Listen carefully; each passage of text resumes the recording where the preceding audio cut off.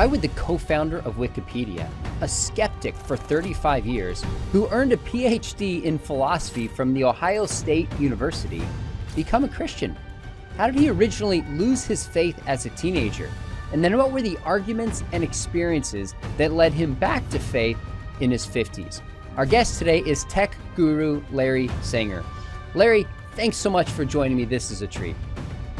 Well, thanks for having me, Sean. I know about your work and I appreciate what you do, and I'm delighted to be able to sit down with you.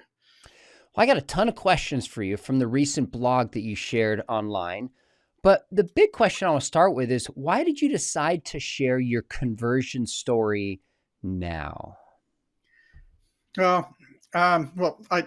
It took me a while to write that. I just sort of worked on it off and on for a year. So basically when I finished it, I posted it. But I didn't want to announce it. Like I deliberately put off announcing my conversion for a few years because basically I didn't want to go out into the public and to loudly declare myself without being able to defend doctrine, both theology and the Bible. So, and I have studied both quite a bit in the last 5 years. So I'm not saying that I'm ready. Of course. But I'll do my best. Oh, you're going to do great. I've always kind of wondered what kind of mind created Wikipedia. And then when I've read your account and how much you love truth, seek truth, research, I'm like, now it makes sense.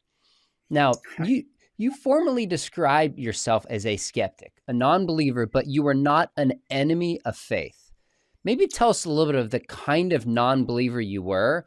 And I'm also really curious what you thought of the new atheist movement. Well, I described myself as an agnostic, so I didn't take a position for or against. A lot of atheists today simply say if you lack a belief in God, then you're an atheist. Well, I lacked a belief in God, but I didn't call myself an atheist. I called myself an agnostic, which is to say, I withheld the proposition. That's what philosophers say. So I neither affirmed nor denied that God exists. I said, essentially, I don't know, or I haven't made up my mind. I will say, though, that I didn't think too much about it. So it wasn't what William James called a live option. That was William James, wasn't it? Yeah, that's right. Yeah. So it wasn't a live option for me. But that being said, I was willing to concede that it was possible to be a rational Christian, right? So in that sense, I wasn't opposed. I just was unconvinced. I thought that the arguments were not very good. And also, so to get to the other part of your question, basically, I found the new atheist representatives, with a possible exception of Daniel Dennett, who's sort of a special case, obnoxious and unreasonable in the sense of being closed to actual reasoning that people would give them. Now, I know this isn't the case always, and there are a lot of people who will argue, seriously argue at length.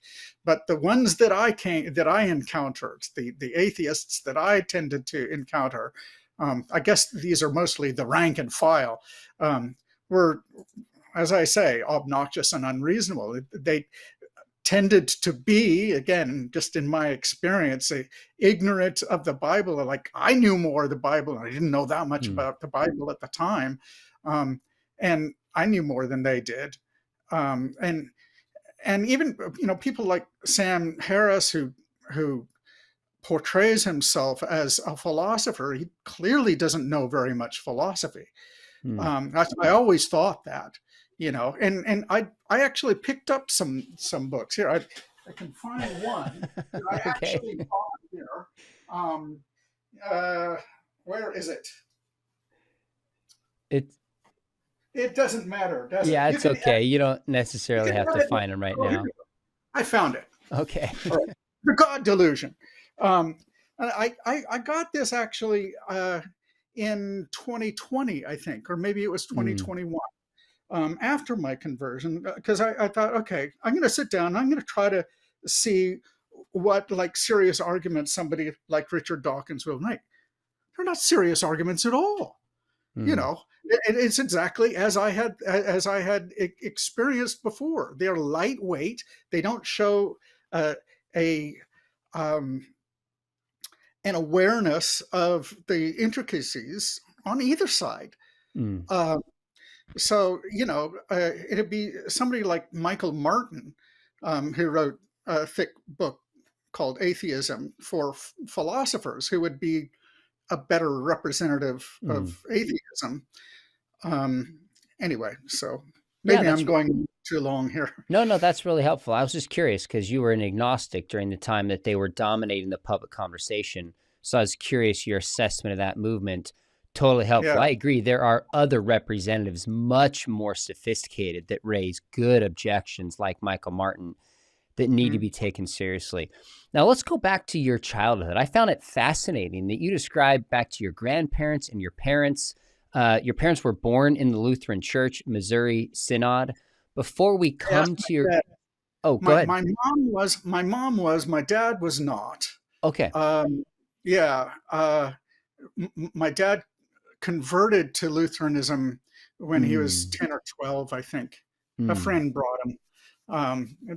But then he joined the church, and they actually met and married there. So, So and they stayed Lutheran for a long time. did you go to church? Did you practice? Was that a part of your life growing up before your teenage years? Oh yeah. Yeah, yeah. Mm, Uh, Now we went pretty much every week from the time I was born until I was about 12. And then, well, my parents got divorced and we stopped going to church after that. mm, mm, Um, so, but it was actually right around that same time that I was confirmed within the Lutheran Church. Um, and Yeah, so, but okay. I remember Vacation Bible School at St. Paul's Lutheran Yeah, Church in yeah. Anchorage, Alaska.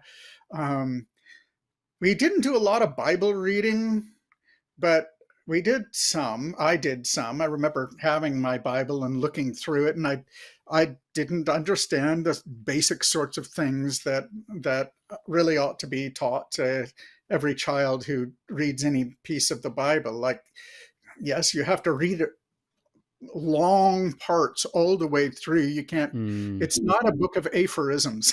You that's cannot be right. treated that way. Other basic stuff like that I didn't understand. Mm, So I did pray a fair bit, um, and I asked a lot of questions, yeah. but uh, I did not get a lot of guidance in answering them. I got some. But I was told by various people in my life that I asked too many questions. So, yeah, I can understand that. Now we're going to come to the reasons for your deconversion as a teen. yeah. But what was it like when you went to your parents and grandparents and said, I just don't believe this anymore? Um, I'm not, I can't really remember very well. It wasn't a big deal. Oh, I okay. really, I mean, Okay. at that time, so that I would have like told them probably when I was 17 or 18. Mm, Um, uh, my dad was sort of a new ager. Temporarily, he returned mm, to the faith after another 10 years after that, I think.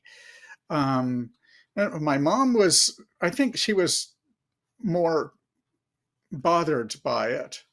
but she told me later that prayed very regularly that I would return to the faith. Mm, And then when mm, I told her that I was, well, converted again, she said, "Oh, my prayers have been answered." So, mm. That's cool to hear. What are the factors? You're a teenager. What was it that made you just say, "I don't believe in God. I'm not a Christian anymore"?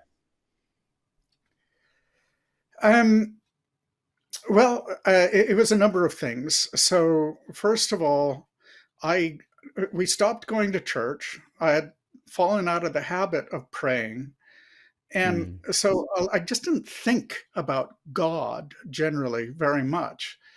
Um, and when I did once again start thinking about God, it was actually in the context of a philosophy course that I took in the second semester of my junior year of high school. It was a great course, and it actually is what sort of led me to take up philosophy. Um, and one of the questions that we would have asked there is, does God exist? And so we would have reviewed the traditional arguments for the existence of God and that sort of thing. It got me thinking about it even more, but newly, interested in it. And I I came to the conclusion, uh, just looking at, because you have to remember this. This is like I am a child of the 70s and the 80s, so my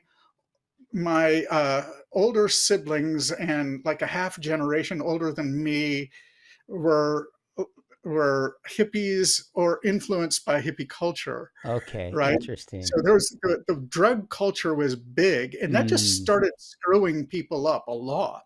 And I mm, I saw a lot of these screw ups. I'm not saying my family was, but I knew them. I didn't know very.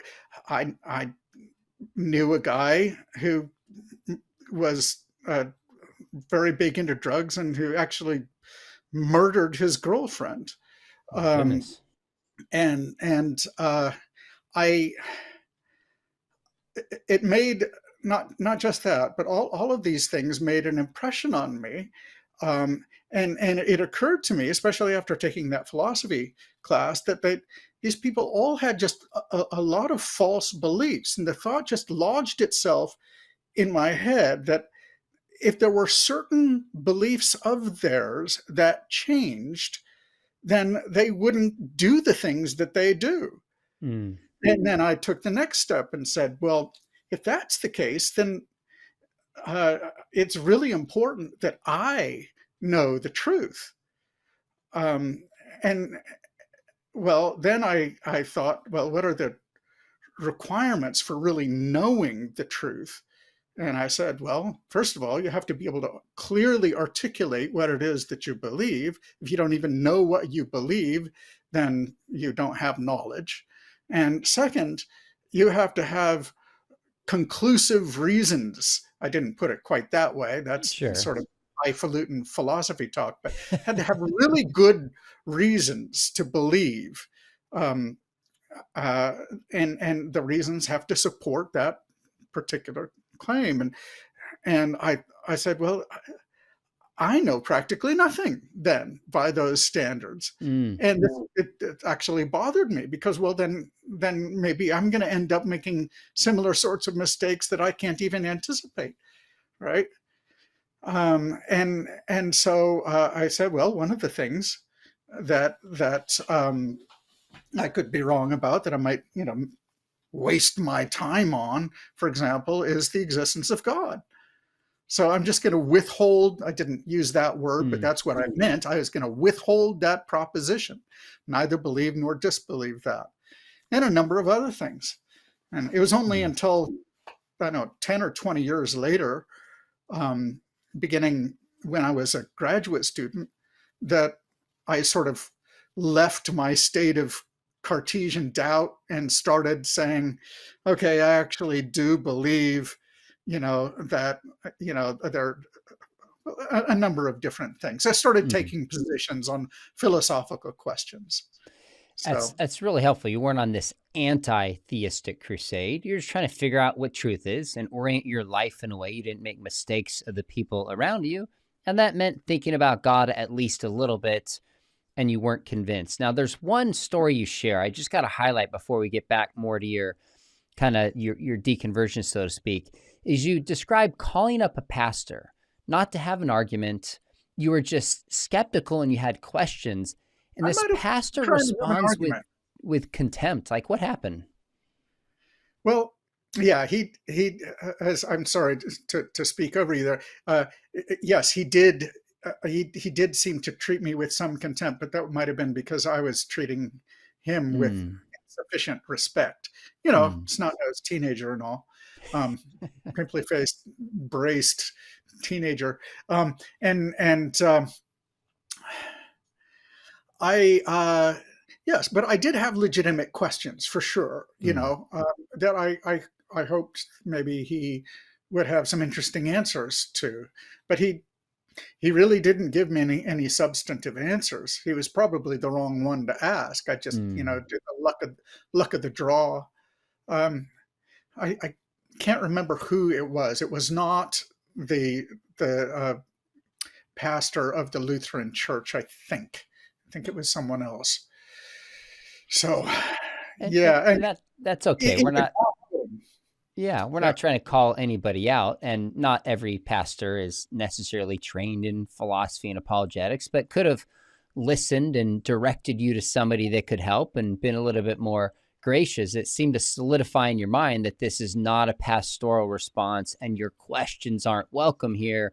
Seems to push you maybe further away from God during kind of your college years. And then you go study, graduate, get a PhD in philosophy. You're teaching philosophy to students. And I love that you described you wanted your students to not know where your position was. So a third are like atheist, a third are like agnostic, and maybe a third were theist. And you're like, job well done. So at this point, when you graduated with a PhD, you've kind of left your faith behind. You're not thinking about it a ton. What did you make of the arguments for God's existence? I when I was in graduate school, I had both studied them as an undergraduate and taught them Hmm. to undergraduates, and I thought that they were pretty lightweight. Hmm. Um, I didn't know of any. Well, let's put it this way. I took these matters seriously, and I would at least seriously enough to do more than just read the books that I was teaching out of, but actually look at some of the deeper, more advanced source material. And whenever I did that, I never really found anything that addressed the sorts of issues that I had. Hmm. So there's one general thing that I came back to, although each different argument had problems of its own, on my view. But in general, none of the arguments actually established, even if you grant the premises, none of them seem to establish the ultimate conclusion that God exists. Like that, the first cause argument. All it does is establish that there was a first cause outside of the universe that caused the universe to come into being. And and this we call God that comes at the end. That's an enormous leap. It doesn't follow. I still think that it's true. It doesn't Mm, follow. mm, There's a lot of other things that you need to mm, say before you can draw that conclusion. But it's a mm, very important conclusion, I now think. It's very important that we be able to say that there was a first cause, or that there is a causal explanation of different elements in the universe. mm. So, yeah. So you weren't convinced, but you gave them a lot of thought, and they just so in a sense, I thought it was interesting. You said somebody could rationally believe in God, but they're certainly not compelling, and didn't compel you to believe in God. Yeah, So well, I mean, yeah, I was intellectually uh, modest enough, humble enough at the time to admit that maybe I just don't understand things as well as Mm, I should, mm, right? I mean, that was again part of my skepticism. If you're going to be truly a skeptic, then it doesn't involve denying things. It involves withholding the proposition and being and having epistemic humility, right? So you don't know, not you deny. There's mm. a big difference between those things. So yeah,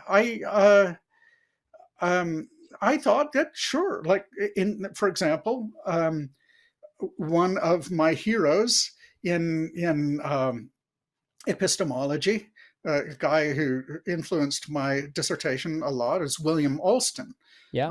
and he's you know a closest associate of Plantinga, and I read most of what Alston wrote, at least in epistemology, and I got my hands on a book called Perceiving God, Mm, and um, I didn't read the whole thing, maybe just the first couple of chapters, and I just found myself mystified um, because he seemed to presuppose a religious experience that I didn't have, which is okay because that's the nature of that kind of argument. That kind of argument, what it does is it's an attempt to understand the religious experiences that people have, right? So it's based on the premise that people have a certain kind of religious experience. I didn't have that religious experience at all. I said, well, maybe in the future I will have such a religious experience myself, mm, and then maybe I'll have a reason to believe that I don't now have. That's what I told myself. mm. So you're open to it, sounds I like, was, which was is open great. to it. There's a Yeah, I didn't take it seriously though, right? mm, There's a mm. difference between merely being open to it and actually taking it very seriously. Now So, that leads me exactly to the next question, because you said you had this thought for a while that kind of, I don't know if you said troubled you or bothered you, that maybe you hadn't really given Christianity a fair shake. Where yeah. did that thought come from? Why did that affect you? And what did it mean to say, all right, I'm going to give it a fair shake? There's at least two questions there. I mean, the the reason that I concluded that I hadn't given it a fair shake is quite frankly my repeated encounters with atheists and with the new atheists and all of their Mm, followers, um, and uh, I it had by that time been like I don't know 5 or 10 years since I had even taught a philosophy class. So 2010, 2015, and I um, I thought maybe I'm like those people myself, but in a more low key way. interesting. Maybe I'm not really being properly intellectually honest about the possible case that could be made for Christianity, and I'm just too glibly and easily assuming Mm, that it's that there's nothing to the arguments.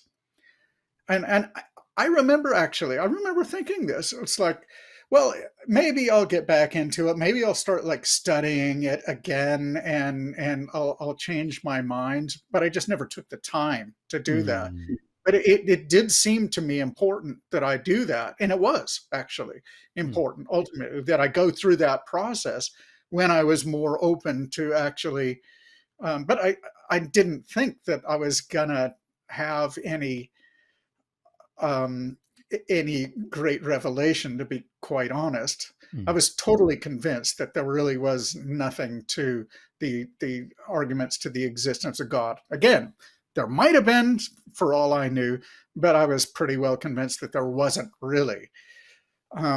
And I never would have thought that it would be reading the Bible that would like give me a new perspective on the Mm, traditional arguments for the existence of God. It's like, how?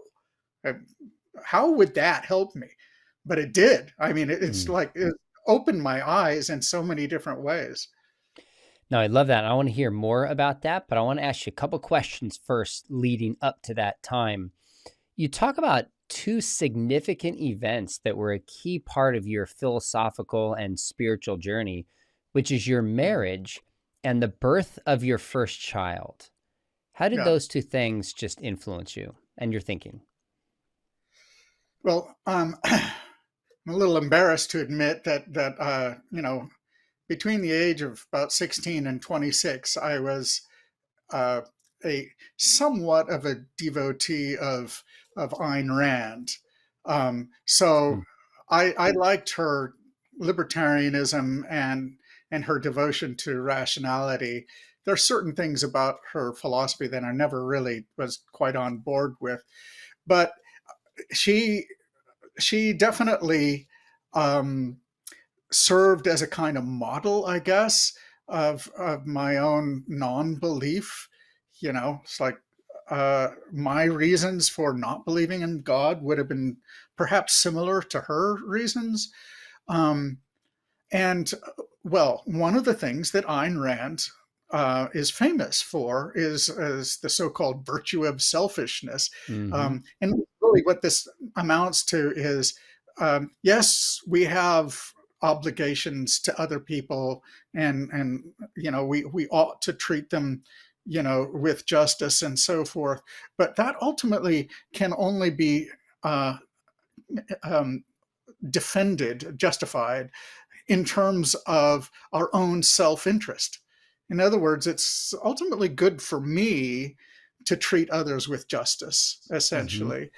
Um, and even I thought, even to do good for other people.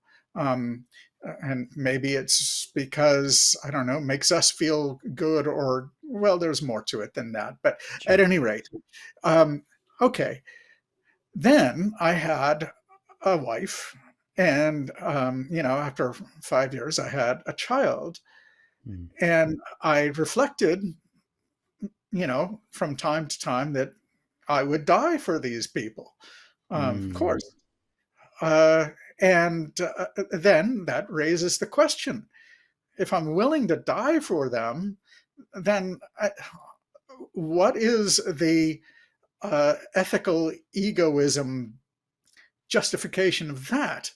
It isn't in my self interest, it's in their interest, and I am mm. deliberately placing their interest ahead of mine. Um, so I said, well, Ayn Rand was wrong about that. And therefore, uh, maybe she was wrong about other things as well. Now, don't get me wrong, I didn't take Ayn Rand as sort of like my benchmark um, philosopher. If anyone, that would be Yeah. Thomas Reid, the Scottish School of Common Sense Mm, guy, who I still like. Um, but no, but that made an impression, right? Uh, so yeah. Anyway, I've answered your question. yeah, that's great. You totally did. That's a fascinating piece of your journey. And I'm going to come back to this, but it seems to be a combination of experiences you have with people and the way you thought. Both of those are coming into play in a very fascinating kind of intersection. I'm going to have you in the future reflect back on that, but there's some parts of your journey that I read, I'm like, okay, I've heard this before. I expect this. There were a couple of things I stopped. I'm like, I did not see this one coming. And one was your interest in the occult and what your takeaways were from when you started researching that. Tell us about that, if you will. Okay, I wasn't interested in the occult. I know why you say that, and it kind of, what I wrote kind of makes it sound like that. Mm, It's a little more complicated. My okay. my I was befriended by this guy who was very um, well. Let's just say he opened my eyes to all the the evils that Jeffrey Epstein had committed, and any number of other sort of high profile pedophiles, and all of the people who were surrounding them, and for all I know are surrounding them. And there's so many different instances of these groups throughout society, and we know about crime. You only see the tip of the iceberg, so there's more than that than we know about, for sure. And these are, again, you can call them high profile elites, pedophile elites. And one thing that my friend insisted on, I don't know how much he was right about this, but that a lot of the people who get into that sort of thing are occultists. They are like Freemasons, or they are into other branches, Rosicrucians, or creepy New Agers or whatever, especially in Hollywood. Um, and he was like encouraging me to like use my voice to speak out against these people, which I did to a certain extent, but I didn't Mm. get too much into the occult side of things because I wasn't totally convinced. Um, and he said, well, you need to read these books. So I looked at some of the books that he recommended, and it's like, it really creeps me out, you know. And one of the things that I had learned through my investigation of these things is that according to these occultists, it is the knowledge itself which has a consequential spiritual Mm. effect. You know, it opens spiritual doors, right? And they'll even put it that way and be proud of themselves for opening such doors. Well, I didn't want to open any such doors myself, that's for sure. Um, and yet, again, because of what my friend had told me, and because I could see it myself, like that Freemasonry is full of Old Testament symbolism. If Mm-hmm. you didn't know it, it's true. You can look it up. All right.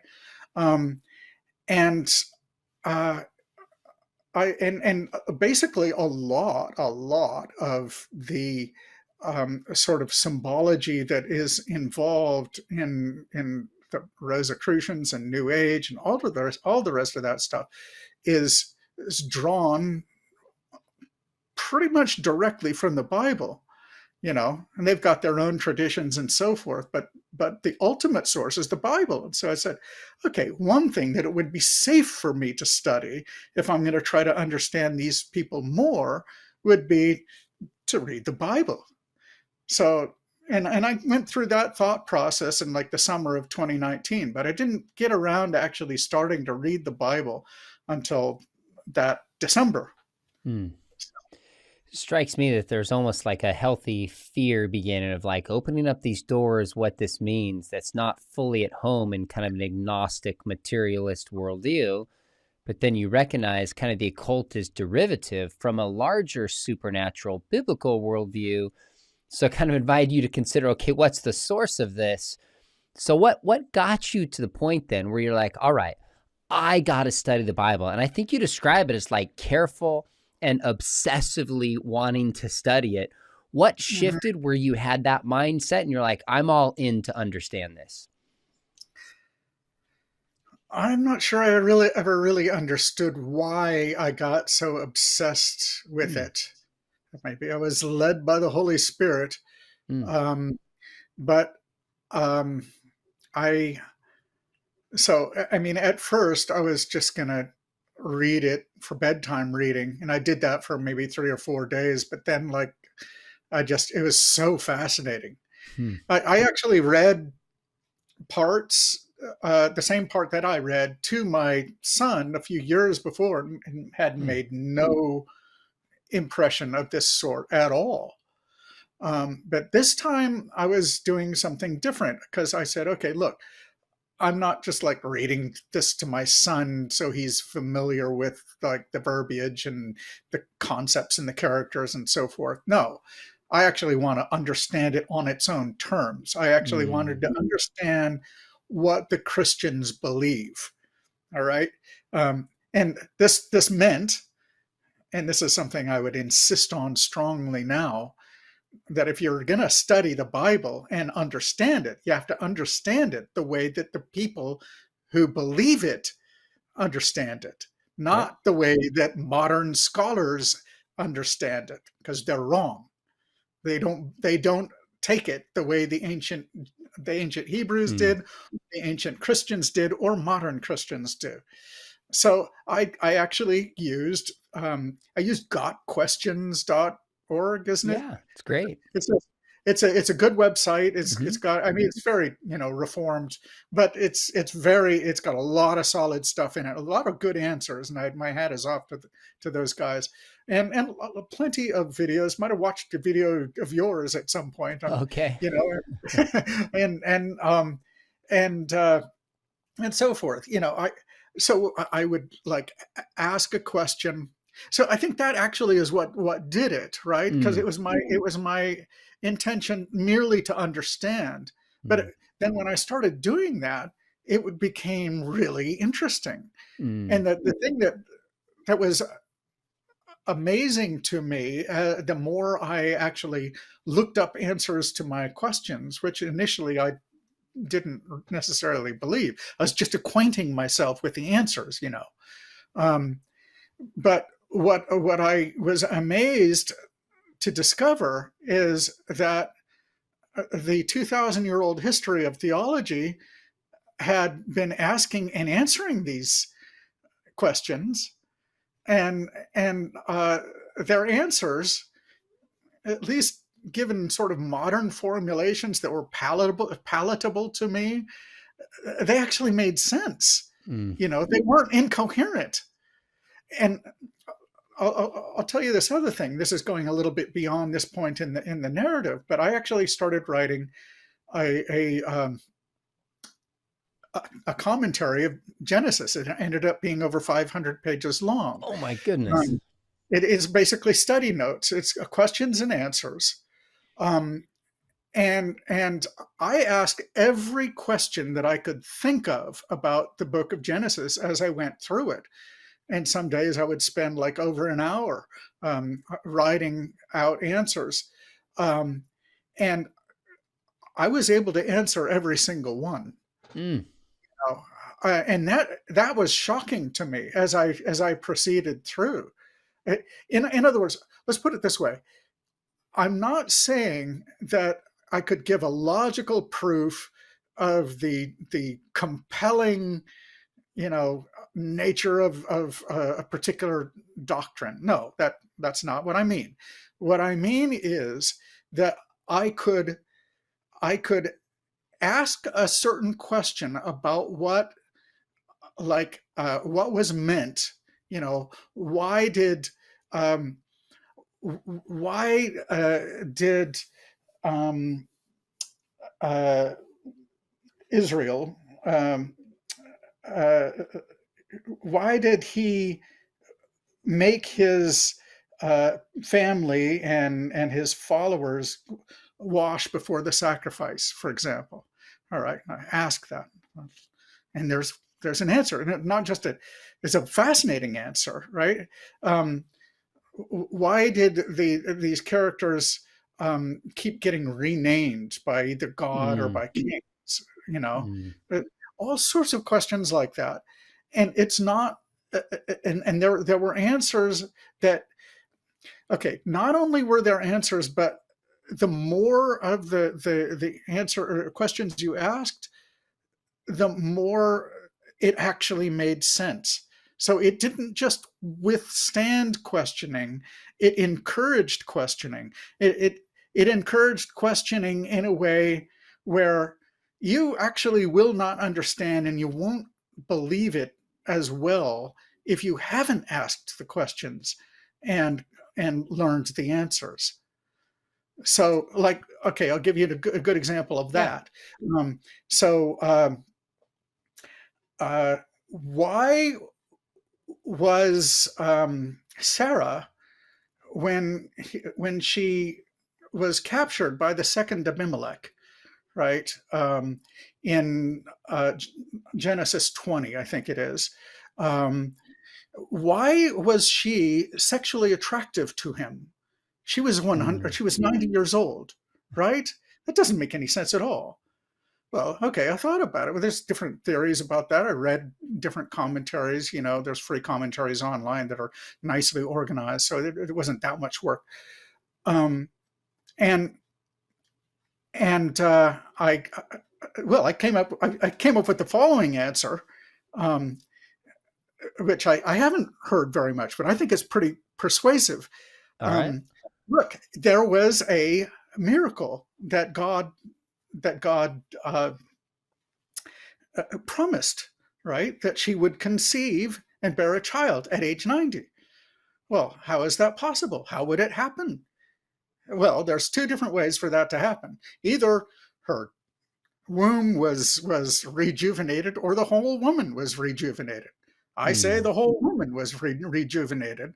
And now the Bible doesn't say that. It's very, very telegraphic, which means it only says the minimum necessary for you to be able to piece the story together properly, right?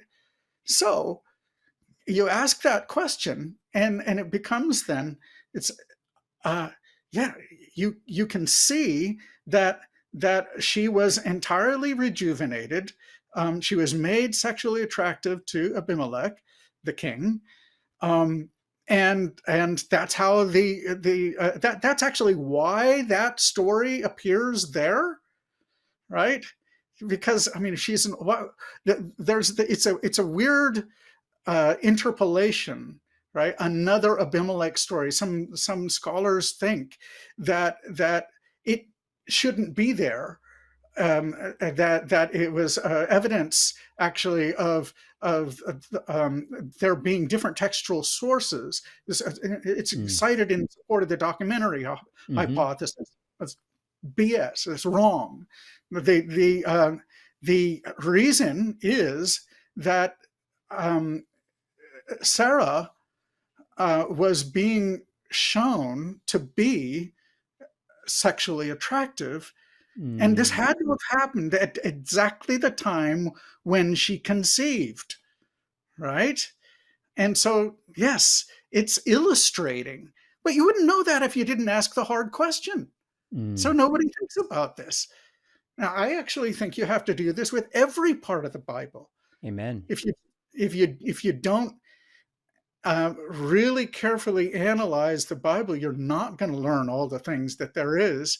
And the thing, to get back to the point, the thing that I discovered is that when you ask the hard questions and you really try to get to faithful answers, the answers of the sort that the people who believed the text had in mind, the original recipients, the smartest of them, what they understood, what they had in mind, then you will discover all sorts of things that you can't see in the text. And this is the only proper way to Mm. understand the Bible, and it's the way to make the Bible the most persuasive.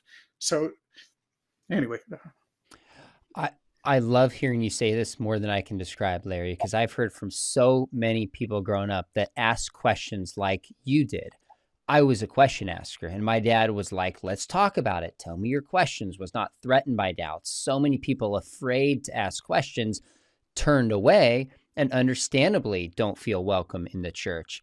And yet I tell my students the same thing. I'm like, if you actually go to the text and you look for answers, the vast majority of time, it might take some research and thought, you can find them. And you see this, one of my favorite commentaries in the Old Testament is by Dennis Prager, who's a Jew. And he starts by saying we should ask questions of the text. And when we do and we probe, because Israel means wrestle with God, it's amazing the responses that we can find. So it seems yes, like your story is kind of coming full circle from somebody, not kicked out of the church, but not welcomed because of questions, to finally saying, wait a minute, I'm a question asker, I'm a philosopher. There's a place for me, a seat at the table, so to speak. And if I use my mind, I actually find that this is true. I love that. I just have to emphasize it for all my viewers that we will not turn people away asking questions in the church, but invite them in and not be threatened by it. One of the next things you talk about, I thought, again, this was so interesting, is you talk about an experiment of talking to God. What was that experiment and why did you do it? So, okay, so I told you how when I was a child, I prayed, and a lot of times my prayers took the form of me saying to God and then just imagining what God would say in response. But even as a child, I remember this, I didn't think that God was speaking to me in Mm, response. I know there's a mm, lot of people who think that is true. It's not true. You're just using your imagination. And if it's based on the Bible, it's much more likely. Now, it's possible. It's possible that the Holy Spirit is actually guiding you in imagining the answers. You must not assume that that he always is. All right. So that's all I want to say. We are not prophets because we can imagine God answering us. That's all I'm saying. okay. Okay. So um, when I was older, I sometimes had like deep, mostly moral questions for myself, needed sort of moral guidance. And so I would imagine a wise, uh, this is going to be kind of strange, but I'll tell you anyway. Um, I imagined a white haired individual um, appearing outside my window in a floating car. I, Okay. it was just a way to make it All right. interesting. Sure. Okay. Okay. And and I would like take a gangplank and get into the car, and I would imagine asking this person questions, you know, and getting answers. I even wrote down little dialogues, um, of this. But of course, I never thought that I was doing anything other than a dialogue with. Even sometimes I would say a dialogue with God about topics related to God because I wrote a lot about philosophy that never published. It's crap. It's all bad. But anyway, um, at any rate, uh, so I decided to start doing that again experimentally, but Mm, directing my conversations to God. Um, and that just segued imperceptibly. There was never a time when I said, "Well, no, I really am talking to God now." No, I just that sort of turned into prayer. Like at first, I was talking to God about the details of philosophical arguments, and it was often things like when I got into Psalms, like Psalm 19, I think, and 121, I believe. Um, that so some of the Psalms are very philosophical. And not just there, other places too, just sort of like almost casual asides, you start analyzing and just start asking questions about them as I was doing. It's like it placed things into a new perspective.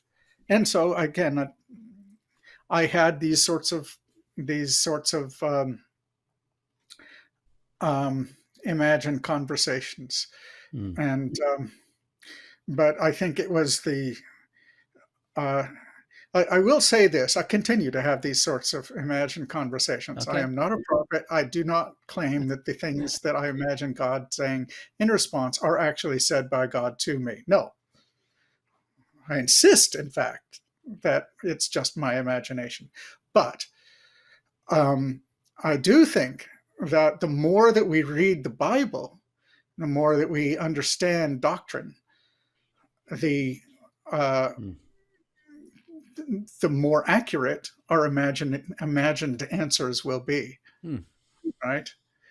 So I think we have to, in other words, to put this, if you don't want to talk about play pretend, this isn't play pretend, this is serious pretend.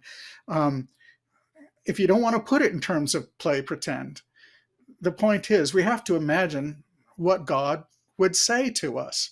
In other words, what the creator of the universe um, actually thinks the uh, about various things going on in our lives, thoughts in our heads, and so forth. We have to allow God to interrogate us, essentially. Mm, Imagine it. But unless you root that in the Bible and understand the Bible, and doctrine, which is to say what you can infer reliably from the Bible, mm, um, then your answers are going to be half baked a lot of times. mm. You're kind of hinting at what C.S. Lewis said, God in the dock. God is not the one on trial. We are the one on trial. And I think just one quick point before we keep going is one of the things the new atheists would do is they would go surface deep on the Bible and go slavery, misogyny, genocide. God is terrible. And those are fair objections that we need to respond to. But I was reading Jordan Peterson's recent book, We Who Rest with God, and it's like this massive text where he says, let's first just dive in and wrestle with what does this mean and what's happening. And Yes. then we address those stories once we've understood in the context, in the time, what's being said. And I have so much more respect for that approach. And I think that's what you try to do. Like, I want to understand it on its own terms. And maybe God's telling me something about holiness and righteousness and judgment. That's a very different way of reading the Bible. Now, you said earlier that when you're reading the Bible, it made you reconsider some of the arguments for God, or at least view them differently. How do you Yes. reconsider them? Do you think the arguments are good now? Yes, I do think the arguments are much better now. I think that you have to proportion the the strength of each individual conclusion to the premises of that particular argument. So, um, all that the argument from contingency establishes is that a necessary being exists on which the universe is contingent. That's all it establishes. Mm, It doesn't establish anything more, in my opinion. Now, I don't necessarily, I still try to be intellectually humble. So maybe there is a reason to immediately leap to the conclusion God exists on that basis. Um, but here's the point. okay. Um, if you say that has a modicum of support, that's a very interesting thing. And that bare thought is what sort of uh, that helped me it helped me to understand um, the Bible, and the Bible helped me to understand that. Just when I had started studying what God meant when He was saying, and is it Exodus 2, I think, when He's talking about His name, you know, Exodus 3. I just preached Exodus on it 3. this past Sunday. Right, Exodus 3. Um, and he says, I am that I am. That's And right. like my first thought is that's that is not grammatical. What does that mean? And so I looked it up, of course, and it's like, why is it translated that way? Um, and actually trying to come to it, to make a long story short, um, I learned the typical thing that is said about that, namely that it means that uh, God is essentially existent. God is essentially being, um, and and what that means is that God is life and sovereign. And there's a reason I say that, because um, what life is most essentially is an organism that keeps itself in its structure, homeostasis. It keeps itself alive. God is the most alive thing because he is entirely self-existent apart from all other um, things, which then leads you to the part about sovereignty. So if he doesn't depend, if his existence doesn't depend on anything else, then everything else depends on him. Amen. If he is, in fact, the creator of everything, which, there is reason to believe. So then that means, so just interrogating that passage and why God introduces himself that way, asking a lot of hard questions about that, you know, helps you to understand um, better the very notion of necessity, of God's necessity, which just cast the argument from contingency in a new light. So the argument from contingency simply says, you know, um, a bird flies outside my window. I expect to see an explanation of that. Well, it hatched from an egg, and this is what birds do. Birds, maybe they evolved, or maybe they came from somewhere, and they're part of this whole system. And ultimately, you trace causes back to an initial cause. The bird also at a different level follows different laws, and those laws Mm-hmm. can be rooted and explained in terms of some fundamental laws and so forth. Um, uh, you expect an explanation of all of these things. You certainly expect an explanation of why the bird flew by my window at that moment. Do you think there's a reason that makes that necessary, right? Mm. Well, why isn't that true of the entire universe and everything that's in it, right?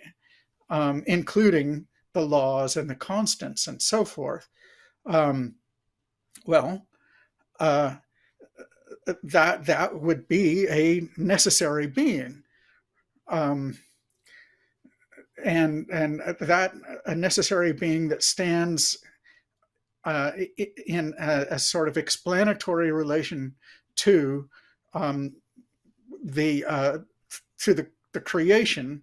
Now, obviously the big question, the sophomore question to ask about this, the question I asked when I was uh, uh, you know 10 years old, talking about these things. Um, well, what explains God then? There you What go. explains? Um, and the point is that there's a difference between the contingent facts of the universe, which it seems could be otherwise, That's right. right? And we're trying to understand those contingent facts in terms of something that couldn't be otherwise. All right. So the reason why God or something, we haven't said that it's God yet at this Mm-hmm. point of the argument. We're Mm-hmm. saying it's a necessary being.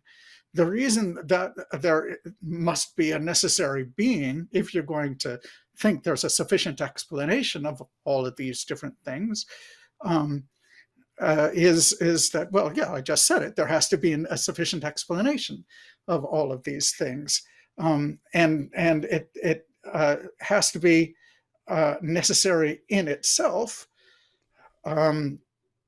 and otherwise you haven't really explained anything. The Mm. regressive explanation Mm. continues.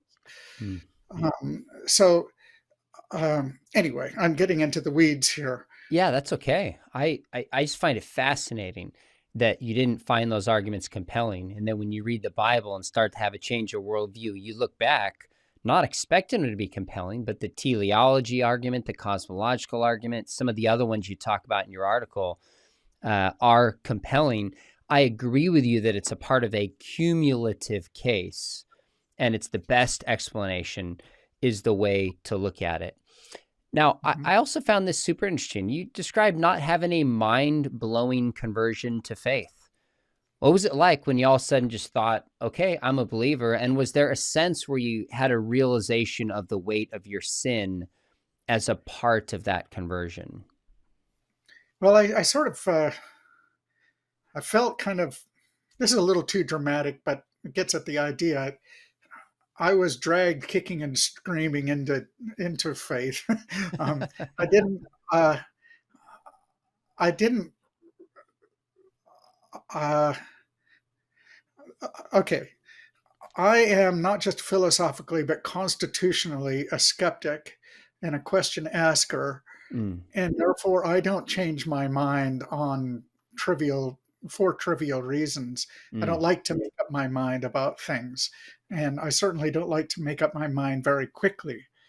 Um, and it's distressing, um, to change your worldview, because this required that if it's true that God exists, then there's a lot of things that I previously believed that wouldn't be the case.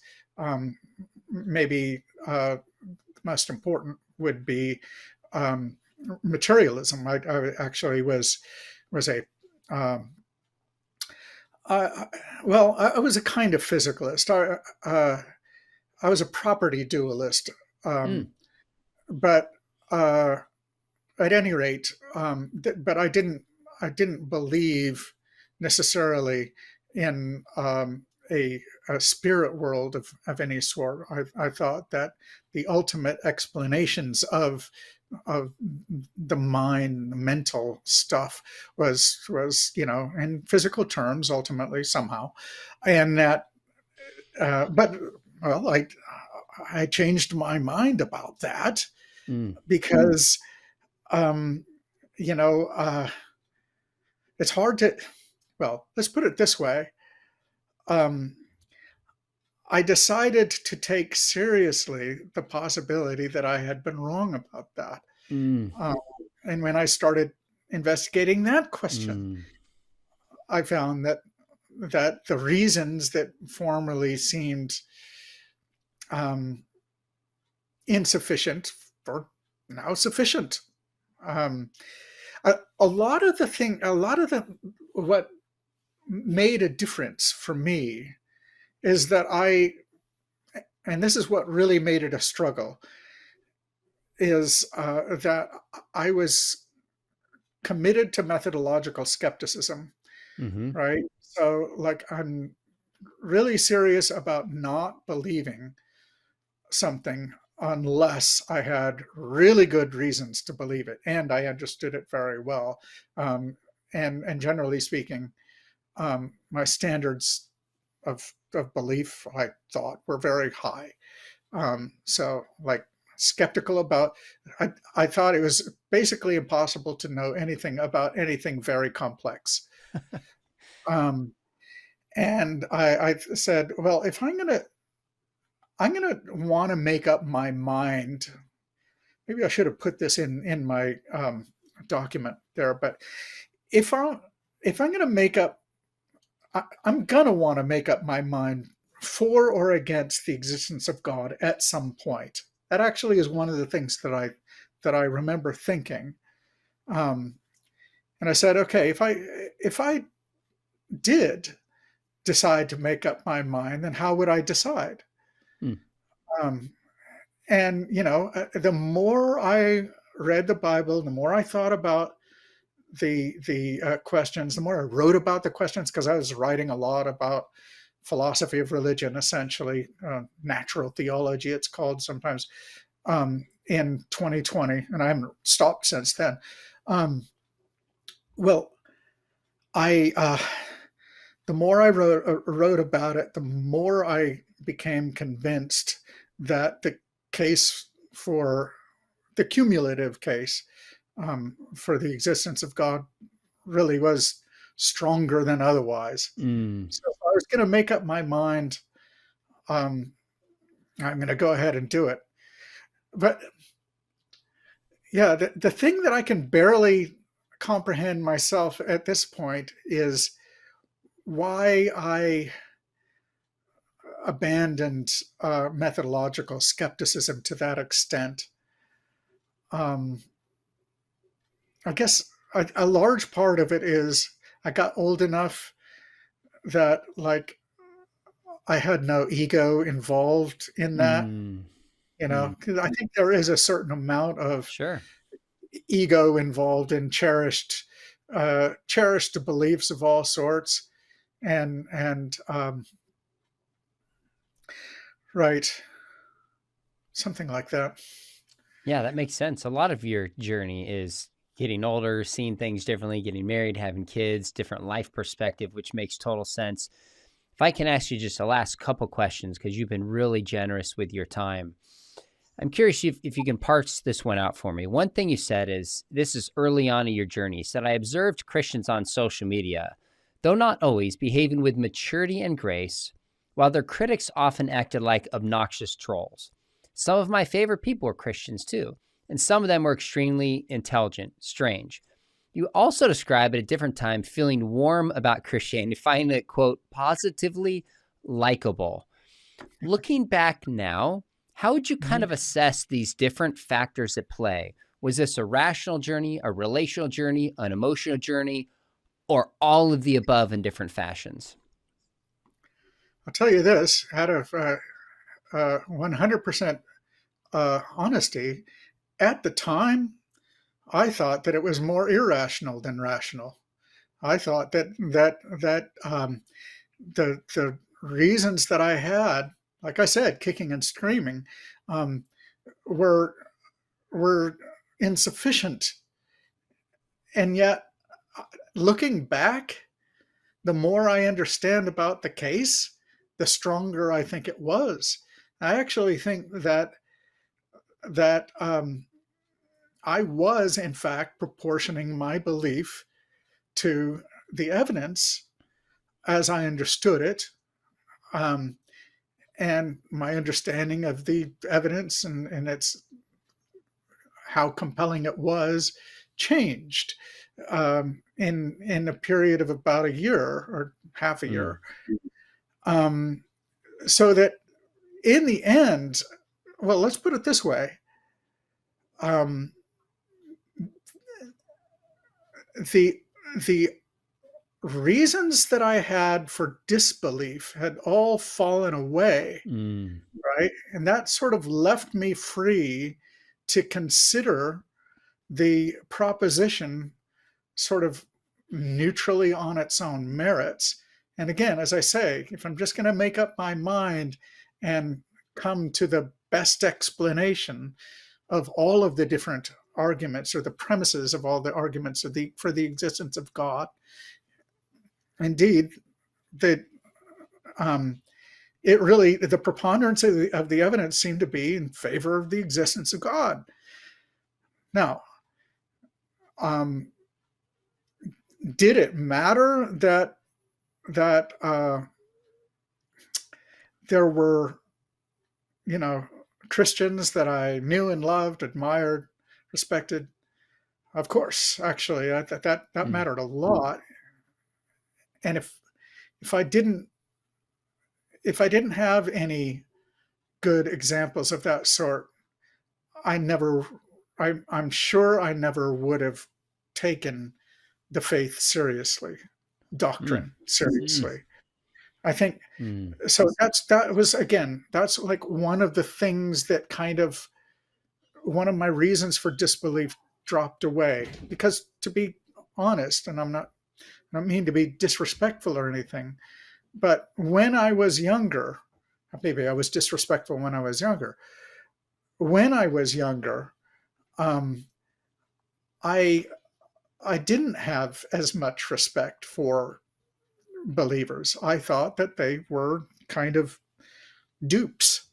I thought that they were, well, I mean, there were some really, really brilliant people. I never denied that who were Christians. I mean, it's obvious. But, they had, you know, it's possible for brilliant people to convince themselves of all kinds of ridiculous things. I mean, isn't that true? Of course, I still think that's true, yeah. right? So, um, but as time went on, I began to appreciate uh, the graces that social graces, moral graces that Christians demonstrate in life. And I think they started making a lot more, um, they started carrying more weight. It started being a lot Mm, more important. mm. Yeah. That's a wonderful answer. I just want to emphasize to my audience the combination of good evidences and rational arguments and answering questions in the Bible, but also Christians being charitable, Christians being kind, Christians living out their faith with authenticity. Seeing that was a huge piece of your journey. We need both. So, love that you pointed that out. You're working on this 550-page project called God Exists, a philosophical case for the Christian God. Now, you didn't ask this, but I want to tell you, someone in the world of apologetics, write that. Keep working on it. I think this could be a huge gift for the church. Even just some of the insights you make in this paper alone. I have a master's in philosophy of religion. I'm an apologist. You made a couple insights. I was like, wow, I'm not sure I quite thought of it like that. So please keep plugging away. Let me know if I can help in any fashion with this, big or small. Would love to encourage you along in this journey, and want to thank I'll, you for coming on. And how I'll can send you people? a copy. Oh, I'd love it. Yeah, that'd be great. Uh, Yeah. how can people follow you? Is it your blog, or and they just kind of track with your continued thinking? Um, yeah, I need to. There is a sign up form that I'm going to add to my blog soon. If you just leave a comment, then I will add you to to the mailing list. But I'll try to get it up before this video goes live. Um, there's a Telegram Bible study group, but that's Bible study. If you want to read the Bible, we'll probably start again closer to the beginning of April. We're finishing up. It's going to be my fifth time through since starting. Uh, so there's a link to that in the essay, Great. and you can always follow me on x.com. You know, so L Sanger there.